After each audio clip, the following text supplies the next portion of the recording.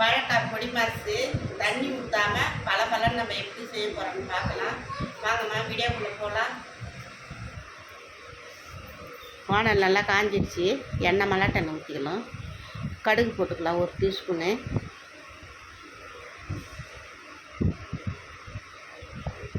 வெள்ளை உளுந்து 1 டீஸ்பூன் அளவு.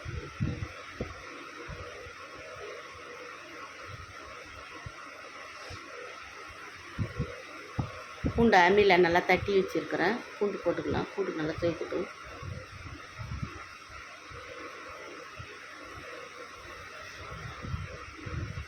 கருவேப்பிலை போட்டுக்கலாம்.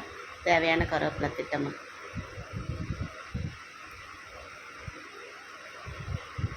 நல்லா சிவக்கணும். நல்லா கிண்டிக்கினே இருந்தால் தான் தீயாமல் இருக்கும். பெருங்காயத்தூள் போட்டுக்கலாம் திட்டமாக. மஞ்சத்தூள் 1 டீஸ்பூன் போட்டுக்கலாம். பெருஞ்சீரகத்தூள் திட்டமாக தேவையானது தான் போடுறேன் நான். 1 டீஸ்பூனால் போடல. கார மிளகாத்தூள் 2 டீஸ்பூன் போடுறேன். மல்லித்தூள் 1 1/2 டீஸ்பூன்.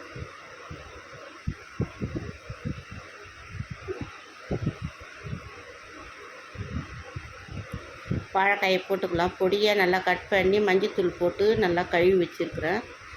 வாழைக்காயை போட்டு நல்லா கிளறிக்கலாம்.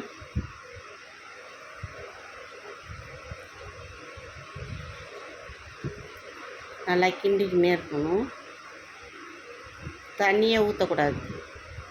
தண்ணியே ஊற்றாமல் அப்படியே கிளறி விட்டு மூடி விட்டுட்டோம்னா நல்லா அப்படியே அழகாக வெந்துடும். சால்ட்டு உப்பு தேவையான உப்பு திட்டமாக போட்டுக்கணும்.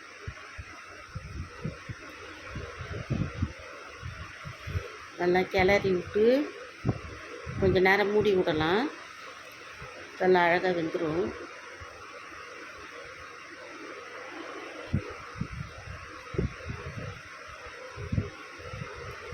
கொஞ்ச நேரம் அப்படியே இருக்கட்டும்.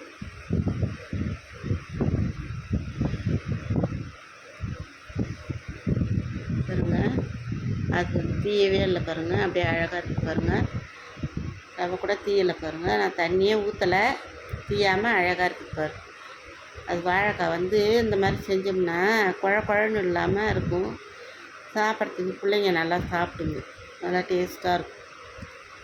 இதான் வாழைக்காய் பொடி மாசு. தேங்காய் பூ போட்டுக்கலாம். கொஞ்சோண்டு தேங்காய் பூ.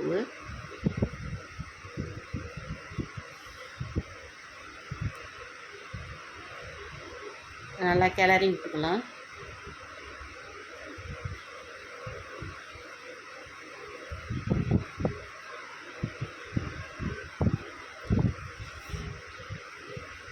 அவ்வளோதான், ரெடி ஆகிடுச்சு. கேஸ் ஆஃப் பண்ணிக்கலாம்.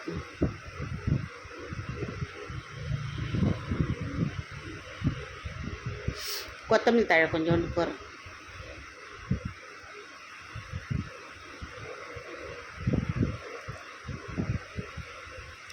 போட்டு நல்லா கிளறி விட்டு அவ்வளோதான். இன்றைக்கி அமாவாசையில் படைக்கணும். அதனால தான் இன்றைக்கி சாம்பார், வாழைக்காய் பொடி மாஸ், அப்பளம்.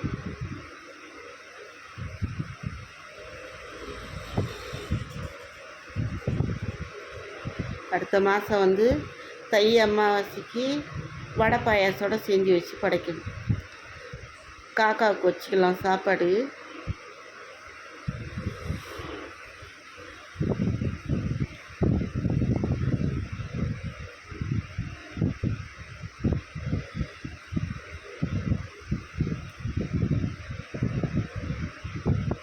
படைக்கணும்.